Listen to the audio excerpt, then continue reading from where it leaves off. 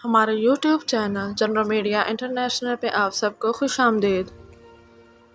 اگر آپ نے ہمارے یوٹیوب چینل کو سبسکرائب نہیں کیا تو کائنڈلی ہمارے یوٹیوب چینل کو سبسکرائب کر دیں اور بیل آئیکن پہ کلک کر دیں۔ کاروباری ہفتے کے پہلے روز امریکی ڈالر انٹر بینک اور اوپن مارکیٹ دونوں میں مہنگا ہوا ہے۔ انٹر بینک میں ڈالر 16 پیسے مہنگا ہونے کے بعد 283 روپے 75 پیسے کا ہو گیا۔ گزشتہ کاروباری ہفتے کے اختتام پر انٹر بینک میں ڈالر 283 روپے 69 پیسے پر بند ہوا تھا۔ اوپن مارکیٹ میں ڈالر 50 پیسے مہنگا ہونے کے بعد 287 روپے 50 پیسے کا ہو گیا۔ پاکستان اسٹاک ایکسچینج میں آج کاروبار کا منفی رجحان دیکھنے میں آ رہا ہے۔ گزشتہ کاروباری ہفتے کے اختتام پر 100 انڈیکس 42,241 پوائنٹس پر بند ہوا تھا۔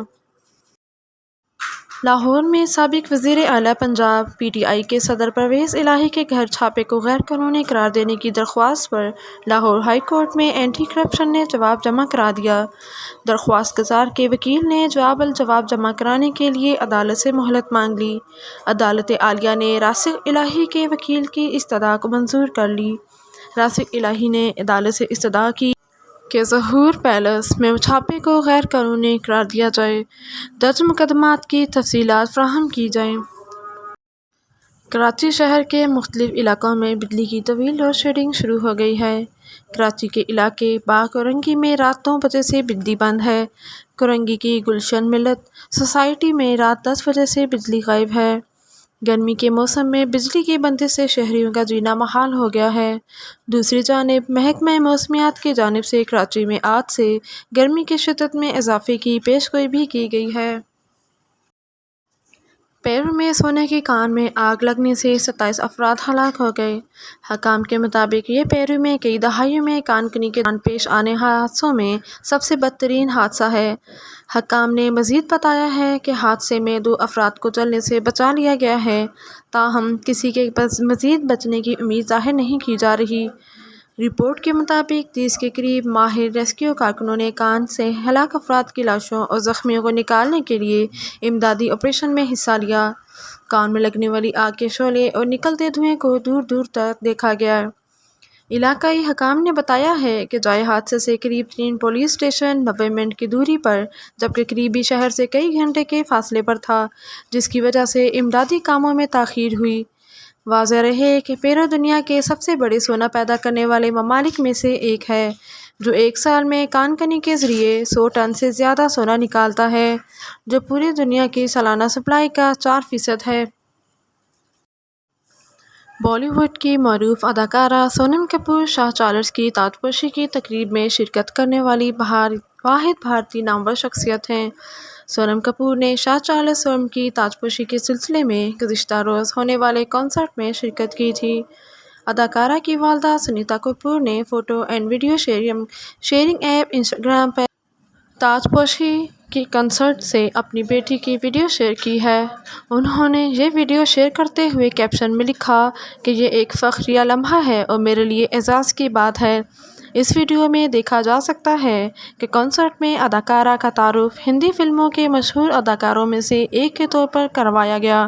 انہوں نے اس کنسرٹ میں اپنی تقریر کا آغاز روایتی ہندوستانی انداز میں کیا اور دولت مشترکہ یعنی کامن ویلتھ انسٹی ٹیوٹ کی اہمیت پر روشنی ڈالی۔ سنیتا کپور کی جانب سے شیئر کی گئی اس پوسٹ پر کپور خاندان کے دیگر افراد اور بھارتی فلم انڈسٹری کی کئی معروف شخصیات نے بھی خوشی کا اظہار کیا۔ راجستھان میں بھارتی فضائیہ کا MiG 21 لڑاکا طیارہ گھر پر گر کر تباہ ہو گیا، جبکہ پائلٹ اس حادثے میں محفوظ رہا۔ راجستھان میں ہندومان گڑھ کے قریب گرنے والے فوجی طیارے حادثے میں پائلٹ محفوظ رہا، جبکہ فوجی طیارے کے گھر پر گرنے کے نتیجے میں 2 خواتین ہلاک اور 1 شخص زخمی ہوا ہے۔ بھارتی میڈیا رپورٹس کے مطابق حادثے کا شکار ہونے والے طیارے کے ملبے کی زد میں آ کر 4 افراد جان سے ہاتھ دھو بیٹھے ہیں۔ دوسری جانب بھارتی فضائیہ کا بتانا ہے کہ فضائیہ کا طیارہ معمول کی پرواز کے دوران گر کر تباہ ہوا ہے۔ حادثے کی وجہ جاننے کے لیے انکوائری شروع کر دی گئی ہے۔ بھارتی فضائیہ کے مطابق حادثے کا شکار ہونے والے طیارے نے سورت گڑھ سے اڑان بھری تھی۔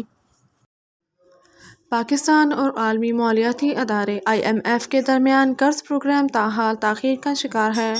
IMF کے 17 مئی تک اجلاس میں پاکستان کا معاملہ ایجنڈے میں شامل نہیں ہے۔ اسٹاف لیول معاہدہ نہ ہونے پر عالمی مالیاتی اداروں سے فنڈنگ بھی نہیں ہوگی۔